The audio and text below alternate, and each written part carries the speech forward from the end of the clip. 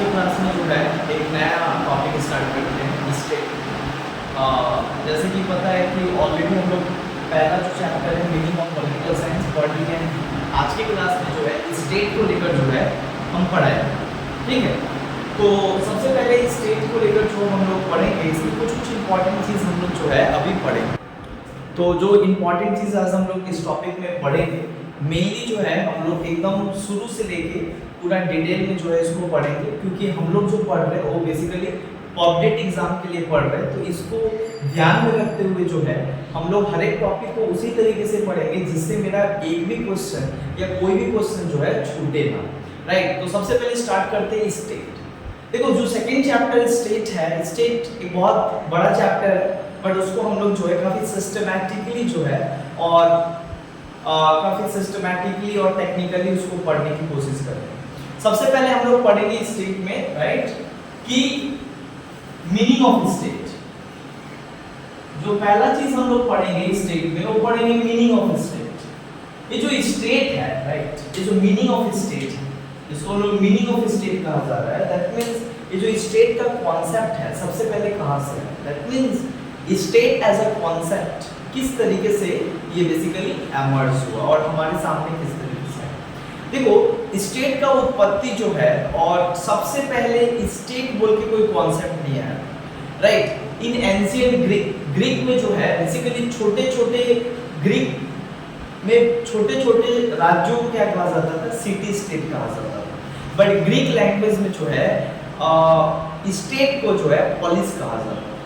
तो सबसे पहले हम लोग जो यहाँ पे बात करेंगे कि एंशिएंट ग्रीक में जो है स्टेट को पॉलिस कहा जाता है, और पॉलिस का मतलब होता था सिटी स्टेट। पॉलिस का क्या मतलब होता था, city state. So the first time the idea of state is came from the ancient Greek, because in the ancient Greek बहुत छोटे छोटे शहर होते थे, बहुत छोटे छोटे स्टेट हुआ करता था, जिसको ग्रीक में बेसिकली क्या कहा जाता था, पॉलिस के नाम से जाना जाता था। तो सबसे पहले पॉलिस से ही बेसिकली, पॉलिस का मतलब ही होता था सिटी स्टेट, और ये जो सिटी स्टेट होता था एंशिएंट ग्रीक में प्राचीन काल में बहुत छोटा छोटा क्या होता था, सिटी स्टेट हुआ करता था, जिसका जनसंख्या बहुत कम हुआ करता था। लेकिन वहां के लोग इसको क्या कहते थे, पॉलिस कहते थे, और polis means city state. So the first time the idea of state came from the ancient Greek, and that is called the city state. But ancient Greek के बाद जो है रोम से भी क्या होता है कि आइडिया, रोम से भी क्या होता है कि स्टेट का आइडिया आता है। रोम में बेसिकली उस समय रोम में थोड़े छोटे छोटे शहर हुआ करता था, तो उस रोम, एंशिएंट रोम में छोटे छोटे शहरों को क्या कहा जाता था, सिविटास कहा जाता था। क्या कहा जाता था, छोटे छोटे शहरों को सिविटास कहा जाता था, और सिविटास का मतलब भी उस समय के लोग क्या करते थे, स्टेट समझते थे। मतलब in ancient Rome state was considered in terms of सिविटास।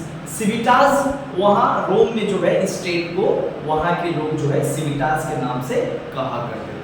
लेकिन जो मॉडर्न आइडिया ऑफ स्टेट है, इसका मतलब होता है जो आधुनिक स्टेट का जो अवधारणा है वो सबसे पहले जो है हम लोग को कहां देखने को मिलता है, आधुनिक स्टेट का कॉन्सेप्ट और आधुनिक स्टेट का जो अवधारणा है फर्स्ट टाइम हम लोग को देखने को मिलता है 16th सेंचुरी में। In the 16th century, right, we saw that the many scholars they use the term state, और वो स्टेट का इस्तेमाल करते हैं। लेकिन जो सबसे पहला स्कॉलर जिसने स्टेट का इस्तेमाल किया, बहुत बार एग्जाम में पूछा जाता है कि स्टेट शब्द का इस्तेमाल किसने किया, तो सबसे पहले ये जो मॉडर्न स्टेट हम लोग आज जिसको स्टेट कहते हैं, तो ये एक तो मॉडर्न कॉन्सेप्ट है। ये जो स्टेट है, ये स्टेट शब्द का इस्तेमाल सबसे पहले किसके द्वारा किया गया, स्टेट शब्द का इस्तेमाल यूज्ड बाय मैकियावेली। सबसे पहले कौन किया, मैकियावेली बोल के एक इटालियन फिलोसोफर था। क्या था, एक इटालियन फिलोसोफर था जिसने सबसे पहले क्या किया, स्टेट शब्द का इस्तेमाल किया। ये जो आज हम स्टेट कहते हैं इसका सबसे पहले इस्तेमाल किया किसने, मैकियावेली।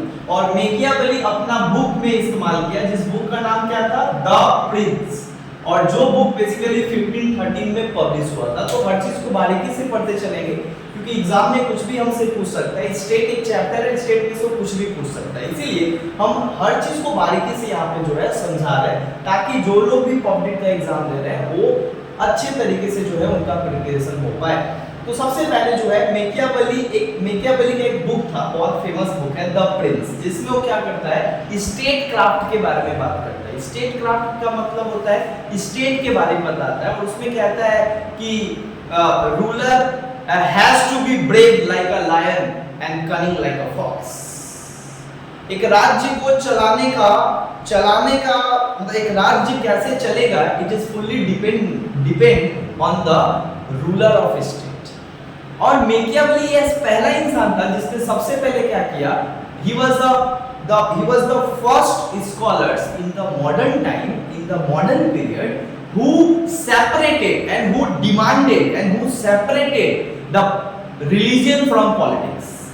राजनीति से धर्म को अलग करने वाला भी ये पहला व्यक्ति था। ध्यान रखना जो चीज बता रहे हैं। तो स्टेट, मॉडर्न टाइम में स्टेट शब्द का इस्तेमाल किसने किया, मॉडर्न टाइम में ये जो स्टेट शब्द है इसका इस्तेमाल हम लोग देखा जाता है कि मेकियावेली के बुक में मिलता है, द प्रिंस। तो यहाँ पे हम लोग को थोड़ा बहुत समझ में आया कि स्टेट का कॉन्सेप्ट कैसे है। अब स्टेट का कॉन्सेप्ट कैसे आया, बट यहाँ पे तो समझ में आया कि मीनिंग ऑफ स्टेट। अब ये स्टेट का मतलब क्या होता है, मीनिंग ऑफ स्टेट के बाद हम लोग बात करते हैं definition of state. Meaning of state के बाद हम लोग बात करते हैं डिफिनेशन ऑफ स्टेट। ये जो स्टेट क्या है, what do you mean by state. देखो, many scholars they define state in the different way. अलग अलग जो साइंटिस्ट है, स्कॉलर्स है, वे लोग स्टेट की परिभाषा को अलग अलग रूप में दिए हैं। किसी का कहना था, अकॉर्डिंग टू एरिस्टोटल, जैसे कि पता है हम लोग को, फादर ऑफ पॉलिटिकल साइंस, ये क्या कहता है स्टेट का, ये कहता है कि state is the community of, state is the, मतलब क्या बोलेंगे, state is the community of village, family, right. State basically क्या है, एक कम्युनिटी है बहुत सारे परिवारों और गांवों का, जहां पे लोग उस गांव में रहते हैं, और वो जो स्टेट है वो उनके हर अच्छा, मतलब उनके लिए जो कुछ भी जरूरी चीज होता है वो स्टेट क्या करता है, प्रोवाइड करता है। दैट मींस स्टेट जो है act as the superior good for the people, इस तरीके से काम करता है। तो एरिस्टोटल का कहना था कि state is the community of village and family. ये बहुत इंपॉर्टेंट है कि state is the community of village and family. याद रखना, स्टेट इज द कम्युनिटी या association of village and family. इनका कहना था कि परिवार और समुदायों का एक जो संगठन होता है उसी को स्टेट कहा जाता है, और उसका मेन काम जो स्टेट है ये। एरिस्टोटल के बाद और भी अलग अलग लोगों का क्या है, डिफिनेशन है। तुम्हारा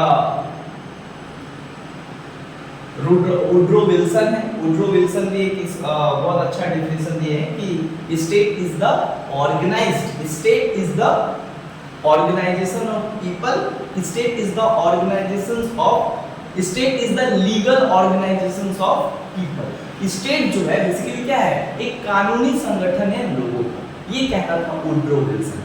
एक और व्यक्ति था जो कहता था, बहुत इंपॉर्टेंट उसका स्टेटमेंट बहुत बार एग्जाम में पूछ लिया जाता है। उस व्यक्ति का नाम क्या था, फ्रांस का वो क्या था, डिक्टेटर था, जिसका नाम था लुईस 14। क्या नाम था, लुईस 14। लुईस 14 अपने आप को कहता था आई एम द स्टेट, अपने आप को कहता था कि आई एम द स्टेट। तो बहुत बार एग्जाम में पूछ लिया जाता है कि ये स्टेटमेंट कौन दिया कि I am the state, who said I am the state. तो Louis 16 the dictator of French, France का एक डिक्टेटर था जिसका नाम था लुईस 14, जिसने सबसे पहले एक स्टेटमेंट दिया था कि आई एम स्टेट, मैं ही राज्य हूं और जो मैं कहूंगा वही लोगों को मानना पड़ेगा, लोगों को सुनना पड़ेगा। तो इस तरीके से देखा गया कि डिफिनेशन ऑफ स्टेट, अलग अलग लोग अलग अलग तरीके का डिफिनेशन देते हैं। ज्यादातर डेफिनेशन क्वेश्चन को आता है, स्टेटमेंट क्वेश्चन को आता है, इसीलिए यहाँ पे जो है हम लोग 2-3 स्टेटमेंट यहाँ पे देखेंगे। आगे चलते हैं कि जो स्टेट है, आखिर स्टेट का जो उत्पत्ति है वो कैसे, और स्टेट कहने के लिए हमें क्या क्या, कैसे हम समझ पाएंगे एक स्टेट। तो सबसे पहले हम लोग बात करते हैं कि एलिमेंट्स ऑफ स्टेट। स्टेट कहलाने के लिए स्टेट के पास क्या क्या होना चाहिए? Elements of state. एक स्टेट को स्टेट कहने के लिए या एक स्टेट को स्टेट होने के लिए क्या क्या इंपॉर्टेंट एलिमेंट उसके लिए चाहिए? अकॉर्डिंग टू गार्नर, याद रखना Garner is a very important scholars. Garner का कहना है, और Garner was the first scholars who describe that a state is need to 4 element। मतलब गार्नर का कहना था कि एक स्टेट को स्टेट कहलाने के लिए 4 एलिमेंट उसके लिए जरूरी है। कितना एलिमेंट? 4 एलिमेंट। मतलब 4 factor and 4 elements are necessary to form a state. एक स्टेट को स्टेट बनाने के लिए, एक स्टेट को स्टेट कहलाने के लिए 4 एलिमेंट की आवश्यकता होती है। और वो 4 एलिमेंट कौन कौन सा है? एक का कहना है population. Population is the first element of state. दूसरा कौन सा एलिमेंट होता है? पॉपुलेशन के बाद वो क्या कहते हैं? गवर्नमेंट। बोलते थे कि एक स्टेट के लिए सबसे इंपॉर्टेंट होता है पॉपुलेशन, दूसरा सबसे इंपॉर्टेंट होता है गवर्नमेंट, और तीसरा सबसे इंपॉर्टेंट होता है डेफिनाइट टेरिटरी। याद रखना डेफिनाइट टेरिटरी। अब डेफिनाइट टेरिटरी, और चौथा सबसे इंपॉर्टेंट चीज क्या होता है? सोवरेनिटी। चौथा सबसे इंपॉर्टेंट चीज क्या होता है? सोवरेनिटी। मतलब अकॉर्डिंग टू गार्नर, गार्नर के अनुसार एक स्टेट को स्टेट कहलाने के लिए, एक स्टेट को स्टेट बनाने के लिए 4 एलिमेंट की आवश्यकता होती है।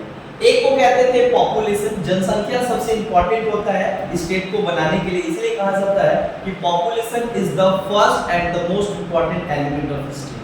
Without population, you could not imagine, you could not and you can't imagine the formation of state। बिना पॉपुलेशन का, जनसंख्या का, एक जगह जनसंख्या नहीं है तो राज्य का कॉन्सेप्ट तो होता ही नहीं है। राज्य का कॉन्सेप्ट आएगा ही नहीं जब जनसंख्या नहीं है। तो पॉपुलेशन काफी इंपॉर्टेंट होता है। हाँ, अब यहाँ पे पॉपुलेशन को थोड़ा अच्छे से समझा जाए। पॉपुलेशन के बारे में जो है, देखो एंशिएंट टाइम में, मतलब एंशिएंट टाइम में, पुराने समय में भी तो क्या होता था, लोग रहते थे। जैसे कि एंशिएंट ग्रीक, जैसे कि रोम, जहाँ पे पॉलिस कहा जाता था, रोम में सिविटास कहा जाता था, छोटे छोटे स्टेट हुआ करते थे। तो यहाँ पे जो उस समय का अवधारणा था कि स्टेट का मतलब क्या है? स्टेट का मतलब होता है पॉपुलेशन कितना होना चाहिए। पॉपुलेशन तो इंपॉर्टेंट है स्टेट बनाने के लिए, लेकिन कितना पॉपुलेशन होना चाहिए? What is the size of the population?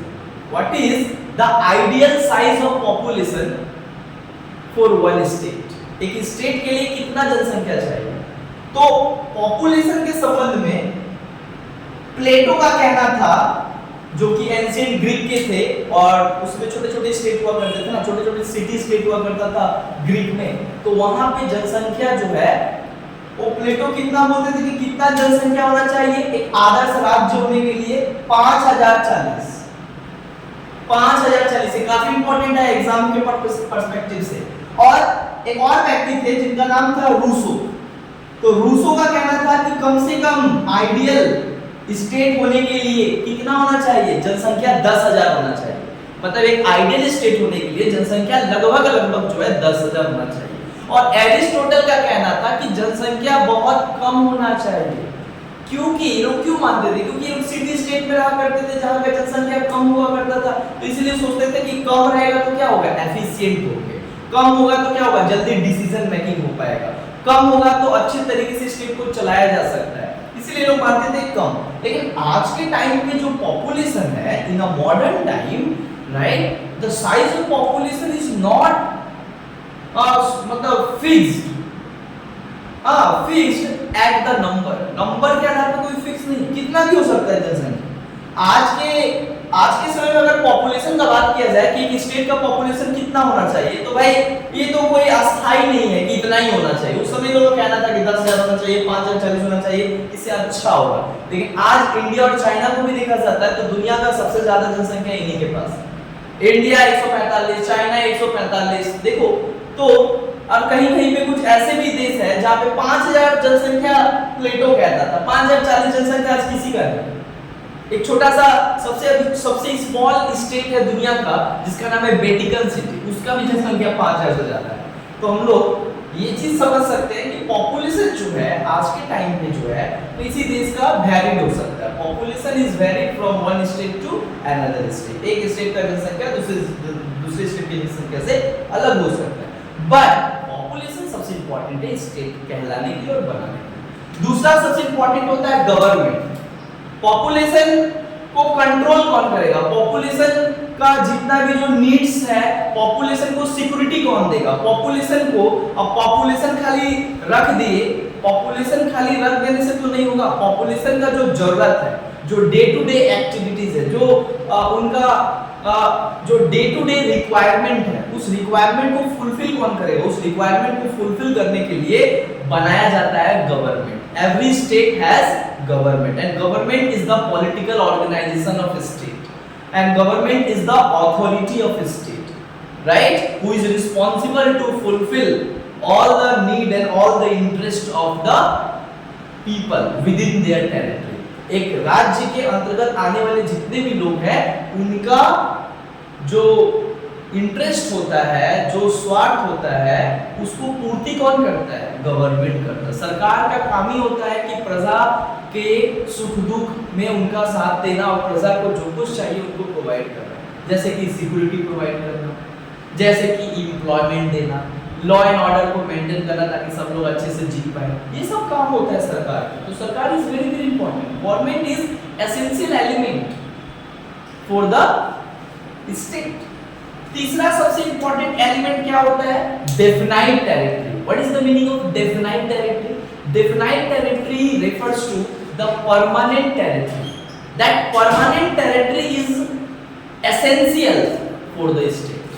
एक स्टेट को स्टेट कहलाने के लिए उसका एक परमानेंट टेरिटरी होना चाहिए। ये नहीं कि किसी से भीख मांग के टेरिटरी लिया, ऐसा कुछ नहीं होता। तुमको अगर राज्य कहलाना है, स्टेट कहलाना है, तो तुम्हारा क्या होना चाहिए? परमानेंट टेरिटरी होना चाहिए। जैसे भारत का है ना, यहाँ से लेके यहाँ, यहाँ से लेके यहाँ एक परमानेंट टेरिटरी है, उसी तरीके से होना चाहिए। और परमानेंट डेफिनाइट टेरिटरी मतलब परमानेंट टेरिटरी तो होता ही है, साथ ही साथ टेरिटरी कैसा होना चाहिए? टेरिटरी ऐसा होना चाहिए जहां पे इंसान जी पाए। मतलब इंसान को जीने के लिए जितना कुछ की आवश्यकता होता है, जितना नेचुरल रिसोर्सेज का आवश्यकता होता है, वो उस टेरिटरी पे होना चाहिए।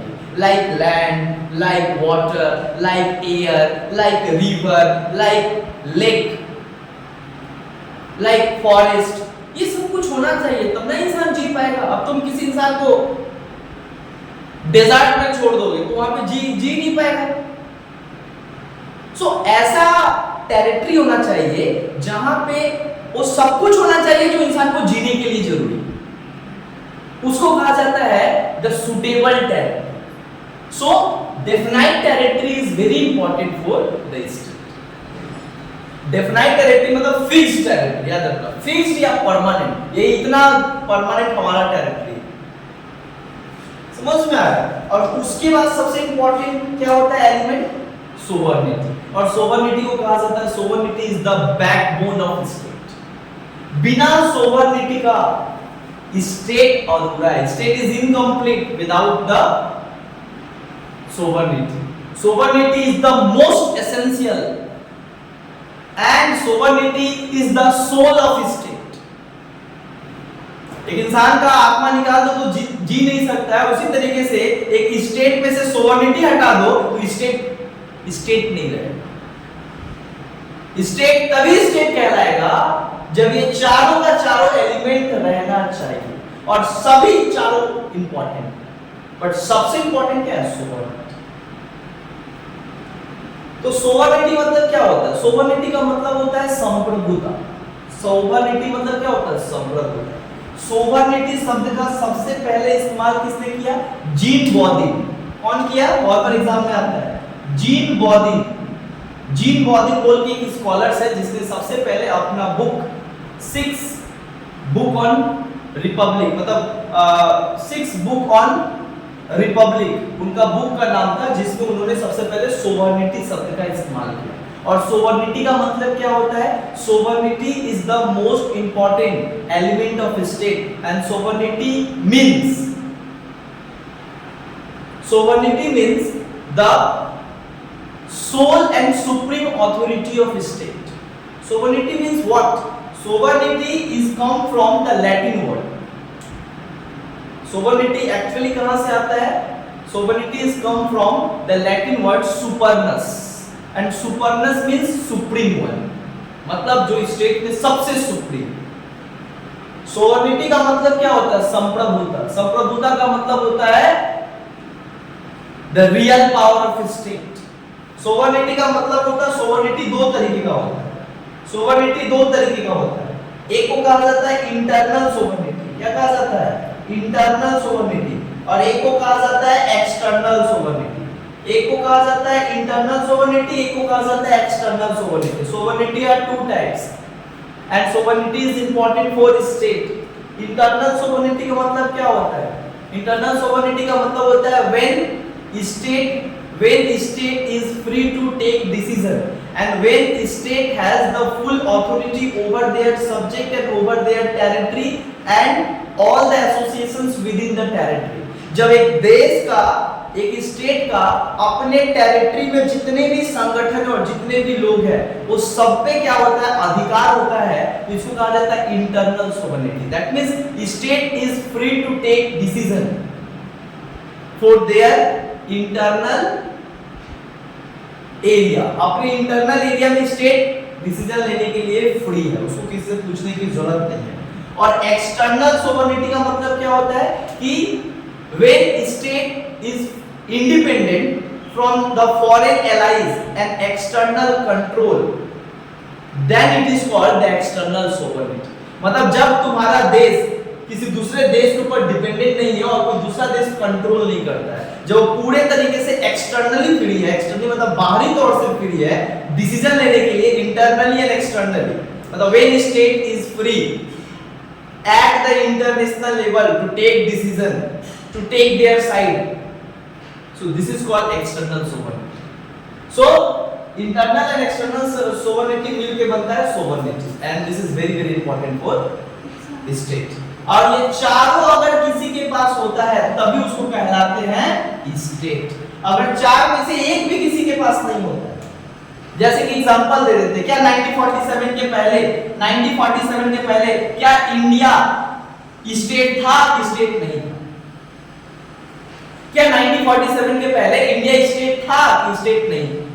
बहुत सारे लोगों को लगता है अरे इंडिया तो स्टेट था ही, तो स्टेट तो था ही स्टेट, बट स्टेट नहीं था 1947 के पहले। 1947 के पहले before the independence of India, India is not a state, India is a nation. Why? Because India उस समय क्या था? भारत के पास पॉपुलेशन था, हमारे पूर्वज थे, लोग थे, गवर्नमेंट ब्रिटिश गवर्नमेंट था, डेफिनाइट टेरिटरी, जो टेरिटरी है वो भी टेरिटरी था, सोवर्निटी, लेकिन हमारा देश के ऊपर अधिकार नहीं। ब्रिटिशर्स एक्चुअली देश को चलाते थे। We are not run our country, the Britishers run our country. That means we don't have the sovereignty, sovereign power। that is why India is not called state। हम क्या बोले? चार में से अगर एक भी किसी के पास नहीं है तो उसको स्टेट नहीं कहा जाता। इसीलिए बहुत लोग बोलता है क्या वेस्ट बंगाल स्टेट है? West Bengal is not a state. State कहने का मतलब होता है country. In a political science country is called state, and state can be defined in terms of these four elements। if the four elements exist in one country, that country is called state। West Bengal के पास, waste Bengal क्या state है या नहीं? Waste Bengal state नहीं है, but तुम लोग बोलते हो West Bengal is state. No, in a general sense West Bengal is called state, but in a political science When you are the student of political science, you never say that West Bengal is a state, because state होने के लिए क्या चाहिए? 4 element चाहिए। क्या वेस्ट बंगाल के पास 4 element है? Population है वेस्ट बंगाल के पास? हाँ, पॉपुलेशन तो अपना है 11 करोड़, 7वां नंबर रखता है भारत में। दूसरा, क्या गवर्नमेंट है? ममता दीदी गवर्नमेंट है। क्या टेरिटरी है? हाँ, खुद का टेरिटरी है, पूरा मैप है, खुद का टेरिटरी है। वेस्ट बंगाल का अपना पूरा अधिकार है वेस्ट बंगाल पे। क्या सोवरेनिटी है? सोवरेनिटी नहीं। क्या West Bengal has their constitution? No. West Bengal has their military? No. So how you can say that West Bengal is a state? West Bengal is absent from sovereignty, इसीलिए वेस्ट बंगाल को स्टेट नहीं कहा जाएगा। तो waste Bengal को क्या कहा जाएगा? स्टेट नहीं कहा जाएगा। वेस्ट बंगाल को प्रोविडेंस कहा जाता है। क्या कहा जाता है? प्रोविडेंस। याद रखो, इसी तरीके से जितने भी India is a state because India have 4 things, ये चारों एलिमेंट है, बट और किसी स्टेट के पास जो है कोई एलिमेंट नहीं। हमारे देश में जो उत्तर प्रदेश, बिहार, ये सब प्रोविंस कहलाता है in the political science perspective. समझ में आया? तो 4 सबसे इंपॉर्टेंट एलिमेंट्स। अच्छा, ये तो गार्नर का दिया गया है।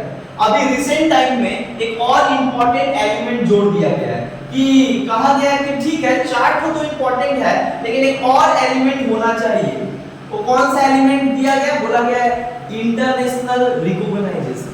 रिकॉग्नाइजेशन ऑफ इंटरनेशनल, मतलब recognized by international, recognized by international organization. मतलब एक स्टेट को स्टेट तभी कहेंगे जब वो अंतरराष्ट्रीय संगठन या अंतरराष्ट्रीय लेवल पे उसको रिकॉग्नाइजेशन मिले। जैसे कि इसका एग्जांपल, पाकिस्तान का टुकड़ा हुआ 1971 में ईस्ट पाकिस्तान, और ईस्ट पाकिस्तान एक नया देश के रूप में उभरा जिसको कहा गया बांग्लादेश। तो जब बांग्लादेश आया तो क्या बांग्लादेश वो स्टेट था? उसके पास तो 4 हो गया, गवर्नमेंट, पॉपुलेशन, टेरिटरी, सोवरेनिटी भी हो गया, अपना खुद का सरकार, सोवरेनिटी, कॉन्स्टिट्यूशन हो गया। लेकिन फिर भी उसको बोलता था कि नहीं नहीं नहीं, तुम स्टेट नहीं हो, जब तक पाकिस्तान कहता हम तुमको नहीं मानते कि तुम स्टेट। लेकिन उस समय कहा गया कि 5वां recognized by international organization and international level. International level पे आपको कोई स्टेट अगर रिकॉग्नाइज कर दे कि हाँ तुम स्टेट हो, तुम्हारे साथ संबंध बनाएंगे, तब क्या हो जाएगा? आप स्टेट कहलाओगे पूरी दुनिया में। You are accepted as a state, as a sovereign state, एक संप्रभु राज्य के रूप में उनको माना जाएगा। ये तो यहाँ पे हुआ एलिमेंट ऑफ स्टेट जो तुम लोगों को पता है। अब हम लोग क्या पढ़ने जा रहे हैं? स्टेट का।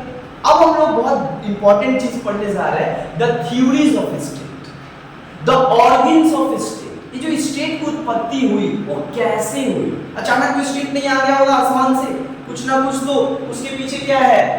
लॉजिक, कुछ ना कुछ तो हिस्ट्री होगा उसका। उस हिस्ट्री को पढ़ने जा रहे हैं कि हाउ स्टेट इज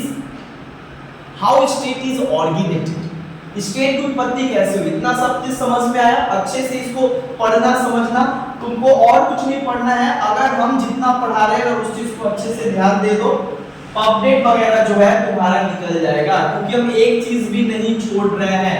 ध्यान से अगर पढ़ोगे तो सारा चीज हो जाएगा। अब हम लोग पढ़ने जा रहे हैं theory of state. Theory of state क्या जा रहे हैं? Theory of state. ये जो स्टेट की उत्पत्ति हुई वो एक्चुअली कैसे हुई, और इसको लेकर जो है बहुत सारा थ्योरी दिया गया है। बहुत सारा थ्योरी दिया गया है, इसका मतलब होता है there were many scholars, they were given different types of theory and by which you can understand the history and evolutions of the state. State की उत्पत्ति कैसे हुई इसको लेकर बहुत सारा स्कॉलर्स अलग अलग तरीके का थ्योरी दिए हैं, जो ये बताते हैं कि इस तरीके से स्टेट की उत्पत्ति हुआ, कोई कहता है इस तरीके का स्टेट का उत्पत्ति हुआ। तो इस सबको समझेंगे, देन हम लोग एग्जैक्ट पता कर पाएंगे कि भाई स्टेट की उत्पत्ति हुआ कैसे। आसमान से तो नहीं आया होगा, सबका तो कहीं ना कहीं ऑर्गन होता है, जन्म होता है, कोई अचानक तो आता नहीं है पृथ्वी पे। सो इस चीज को जो है हम लोग थ्योरीज ऑफ स्टेट में पढ़ेंगे। तो सबसे इंपॉर्टेंट थ्योरी कौन सा है? देखो बहुत सारा थ्योरी। तो सबसे इंपॉर्टेंट जो थ्योरी है उसको हम लोग कहा जाता है डिवाइन थ्योरी। क्या कहा जाता है? Divine theory. दूसरा सबसे इंपॉर्टेंट थ्योरी क्या है? Force theory. क्या है? Force theory. तीसरा इंपॉर्टेंट थ्योरी क्या है? जो कहता है सोशल कॉन्ट्रैक्ट थ्योरी। कौन सा थ्योरी है? Social contract theory, right. पांचवा सबसे इंपॉर्टेंट थ्योरी कौन है? Marxist theory. कौन सा थ्योरी है? Marxist theory. छठा सबसे इंपॉर्टेंट थ्योरी कौन है? Idealistic theory. Idealist theory, idealist theory, right. ये जो है सबसे इंपॉर्टेंट थ्योरी है। तो ये पांच सबसे इंपॉर्टेंट थ्योरी है। पांचों को हम लोग समझते हैं कि हर एक थ्योरी में क्या बताया जा रहा है और क्या एक्सप्लेन किया गया है कि स्टेट की उत्पत्ति आखिर में कैसे हुआ। स्टेट की उत्पत्ति आखिर में कैसे हुआ, इसको जो लेके यहाँ पे बात किया गया है, ये जो हुआ है, देखो सबसे पहले बात करते हैं डिवाइन थ्योरी। ये जो देखो डिवाइन थ्योरी जो है वो बेसिकली क्या होता है? डिवाइन थ्योरी एक सबसे ओल्डेस्ट एंड ट्रेडिशनल थ्योरी, याद रखना। Divine theory was the one of the oldest and traditional theory, right, who explain and describe the origin of state. State की उत्पत्ति कैसे हुआ इसको डिवाइन थ्योरी क्या करता है? एक्सप्लेन करता है, जो कि काफी ट्रेडिशनल थ्योरी है, काफी ओल्डेस्ट थ्योरी है। And this theory is fully based on the divine perspective. Divine perspective मतलब क्या होता है? डिवाइन थ्योरी क्या कहता है कि स्टेट की उत्पत्ति कैसे हुई? डिवाइन थ्योरी कहता है कि स्टेट की उत्पत्ति भैया पता है कैसे हुआ? डिवाइन थ्योरी कहता है कि स्टेट की उत्पत्ति जो है वो एक दिन भगवान आए थे पृथ्वी पे और वो क्या की थी? स्टेट बना दिए थे कि ताकि सारे लोग जो है अच्छे से रह पाए और उनका जीवन अच्छे से चल पाए और अच्छे से जीवन को जी पाए, और जो है उन्होंने ही जो है स्टेट को बना। बताओ, ये बात जो है डिवाइन थ्योरी कहती है। According to the scholars and supporters of divine theory, they argued that the state is created by God. State की उत्पत्ति किसके द्वारा हुआ है? गॉड के द्वारा हुआ है। तो डिवाइन थ्योरी क्या बोलता है? State is created by God, मतलब God is the creator of state. और ये डिवाइन थ्योरी यही कहता है कि ईश्वर ने राज्य को बनाया। अच्छा, फोर्स थ्योरी, दूसरा थ्योरी कौन सा है? Force theory. फोर्स थ्योरी जो है क्या कहता है? देखो फोर्स थ्योरी जो है ये बात कहता है, तो according to the force theory कहता है कि स्टेट की उत्पत्ति भगवान से कुछ नहीं हुआ। जो फोर्स थ्योरी के स्कॉलर्स है और जो सपोर्टर्स वो मानते हैं कि स्टेट की उत्पत्ति जो है फोर्स के द्वारा हुआ, मतलब state is created by the force. Force शक्ति के माध्यम से क्या होता है? स्टेट की उत्पत्ति होता है। मतलब कैसे? जिसकी लाठी उसकी भैंस। ये बात ये कहा जाता है कि उस समय जो ताकतवर लोग थे वो लोग आम किसान और मजदूर, आम किसानों और आम जो लोग होते थे उनको अपने कब्जा में कर लेते थे और क्या करते थे? उनको अपने, वो जैसे कहते थे वैसे किसान और उनके जो समझ जो लोग थे, जो गरीब लोग थे, वो करते थे। समझ में आया? तो ये लोग कहते हैं कि फोर्स थ्योरी, कि state is created by force. Force का मतलब होता है शक्ति, शक्ति का मतलब होता है कोहेशन, कोहेशन का मतलब होता है शक्ति का उपयोग करके स्टेट की उत्पत्ति हुआ है। जो अमीर लोग थे उन्होंने गरीब लोगों को अपने समक्ष करके और अपने अंदर करके जो है दास बना के उनको जो है वो राजा बन गया और इस तरीके से स्टेट का निर्माण हुआ। समझ में आया? अब तीसरा थ्योरी आता है सोशल कॉन्ट्रैक्ट थ्योरी। अच्छा, जो सोशल कॉन्ट्रैक्ट थ्योरी है ना, this is the most important and scientific theory of state.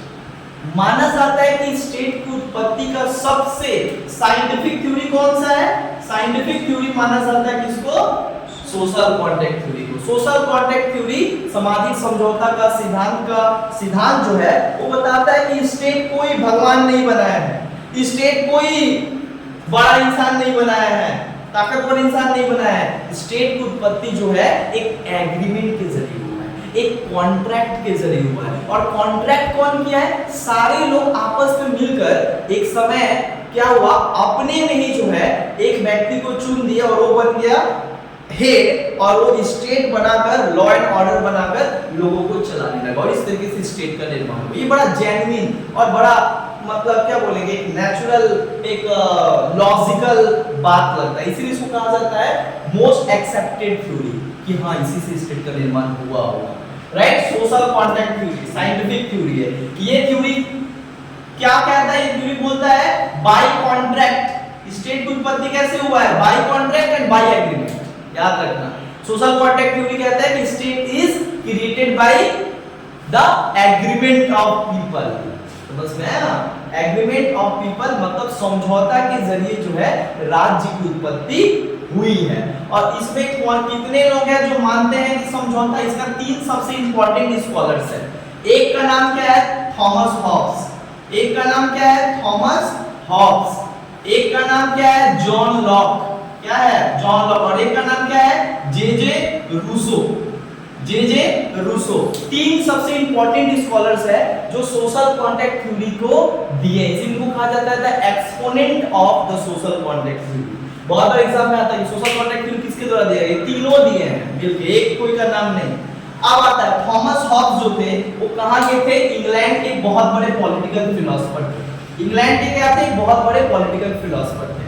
वो क्या कहते थे, इनका एक बहुत फेमस बुक था, इसका नाम था द लेवियाथन। क्या नाम था, द लेवियाथन, जो कब पब्लिश हुआ था, 1651 में। इसी में वो क्या किए थे, एक्सप्लेन किए थे, और वो क्या कहते हैं कि स्टेट की उत्पत्ति जो है बेसिकली लोगों के द्वारा किया गया। अच्छा, ये जो स्टेट की उत्पत्ति जो लोगों के द्वारा किया गया, ये क्या है, इनका सबसे इंपॉर्टेंट कंट्रीब्यूशन क्या है, ये बताते हैं कि the nature of human being, nature of state का बताते हैं। बताते हैं कि nature of state is pre social and pre political, मतलब स्टेट की उत्पत्ति होने से पहले समाज नहीं था, गैर सामाजिक गैर राजनीतिक तरीके से लोग रहते थे, मतलब कोई संगठन बोल के कुछ नहीं था, समझ में, स्टेट बनने से पहले। इसलिए कहा, ये कहते हैं प्री सोशल और प्री पॉलिटिकल सोसाइटी था, प्री सोशल और प्री पॉलिटिकल सोसाइटी था before the creation of state. उसके बाद इनका क्या योगदान है, एक बार और कहते हैं, क्या कहते हैं, बोलते हैं कि नेचर ऑफ ह्यूमन बीइंग के बारे में बात करते हैं। बोलते हैं कि जो इंसान का जो नेचर होता है ना, काफी ज्यादा सेल्फ सेंटर्ड होता है, काफी ज्यादा सेल्फ इंटरेस्टेड होता है। जो इंसान होता है ना, काफी ज्यादा क्या होता है, वो अपने बारे में सोचता है। The nature of human being is too much selfish, too much नेस्टी, too much anarchist in nature. जितने भी इंसान होते हैं वो उनके मन में अराजकतावादी होते हैं, वो हमेशा वो लड़ाई करना चाहते हैं, पावर हंग्री होते हैं। पावर हंग्री मतलब शक्ति के भूखे होते हैं, हमेशा उनको पावर चाहिए, पावर के प्यासे होते हैं। तो यही कारण है कि युद्ध होता है, और युद्ध होने से सिचुएशन कैसा हो जाता है, स्टेट की उत्पत्ति जब नहीं हुआ था, क्यों जरूरत पड़ा स्टेट बनाने का, क्योंकि इनका कहना था बहुत खतरनाक आपस में लड़ाई करते थे जब स्टेट नहीं था तो, और स्टेट नहीं था तो कोई अथॉरिटी भी नहीं था जो देख रेख करे, अथॉरिटी नहीं था तो कोई लॉ भी नहीं था, लॉलेसनेस सोसाइटी था, एनार्किस्ट समाज बन गया था जहां पे लोग आपस में लड़ाई करते थे, परपेचुअल कॉन्फ्लिक्ट एंड वॉर चलता था। ये सारा ये थॉमस हॉब्स कहते हैं। और तब जाकर बोलते हैं कि लोग जब देखे कि ऐसे मर जा रहे हैं सारे लोग, तब जो सारे लोग जब समझ में आया कि इस तरीके से हम जीवन नहीं जी पाएंगे, तब आपस में मिलकर उन्होंने कॉन्ट्रैक्ट साइन किया, जिस कॉन्ट्रैक्ट से स्टेट की उत्पत्ति हुई। ये बात कौन कहा, थॉमस हॉब्स। Thomas Hobbes. और थॉमस हॉब्स किस स्टेट का बात करता है, ऑथोरिटेरियन स्टेट का समर्थन, याद रखना, ऑथोरिटेरियन स्टेट का समर्थन है। ऑथोरिटेरियन स्टेट को मानता है कि कैसा स्टेट होना चाहिए, ऑथोरिटेरियन स्टेट होना चाहिए, एक लीडर होना चाहिए, वो जो डिसीजन ले उसको सबको मानना चाहिए, मतलब काइंड ऑफ मोनोपोली। चलो, जॉन लॉक। अब बात आती है दूसरा सबसे इंपॉर्टेंट स्कॉलर, जॉन लॉक। ये जॉन लॉक क्या कहता है, जॉन लॉक भी इंग्लैंड का एक सबसे मशहूर क्या था, पॉलिटिकल फिलोसोफर था। जॉन लॉक को कहा जाता है father of natural rights, father of natural rights, क्योंकि इन्होंने सबसे पहले कहा कि कौन कहता है कि स्टेट के पहले लोगों के पास कोई राइट्स नहीं था, every human being borns with some natural rights. और वो कितने तरीके का नेचुरल राइट्स का बात करते हैं, 3 तरीके का नेचुरल राइट्स का बात करते हैं। बोलते हैं राइट टू लाइफ सभी के पास होता है, दूसरा right to liberty, right to liberty भी होता है, और राइट टू प्रॉपर्टी। ये 3 तरीके का जो राइट्स होता है ये इंसान पैदा लेते ही लेकर आता है, और ये राइट्स भगवान के द्वारा मिलता है और नेचर के द्वारा मिलता है, इसी को नेचुरल राइट्स कहते हैं। तो इसीलिए इनको कहा जाता है father of natural rights. John Locke was the father of natural rights, क्योंकि he was the first scholars जिन्होंने सबसे पहले ये बताया कि भाई हर एक इंसान पैदा लेता है और हर एक इंसान के पास 3 राइट्स जन्मजात होता है। इसीलिए 3 राइट्स कौन है, राइट टू लाइफ, जीवन जीने का अधिकार, राइट टू लिबर्टी, स्वतंत्रता का अधिकार, और राइट टू प्रॉपर्टी, संपत्ति रखने का अधिकार। समझ में आया, ये बात जो है जॉन लॉक कहता है। जॉन लॉक इसके बाद क्या उनका सबसे इंपॉर्टेंट कंट्रीब्यूशन है जो एग्जाम में आता है, जॉन लॉक भी यही बात कहते हैं कि कॉन्ट्रैक्ट के जरिए स्टेट का निर्माण हो। लेकिन जॉन लॉक क्या कहते हैं स्टेट का जो निर्माण हुआ, जॉन लॉक का एक बहुत इंपॉर्टेंट बुक है जो बहुत बार एग्जाम में आता है। इस बुक का नाम हम यहाँ पे लिखते हैं, जिस बुक का नाम है two treatise on civil government, two treatise on civil government. ये बुक कब पब्लिश होता है? 1690 में, राइट? 1690 में ये बुक पब्लिश होता है, जिस बुक में वो जो है स्टेट के बारे में क्या करते हैं, बताते हैं। इनका मेन क्या है?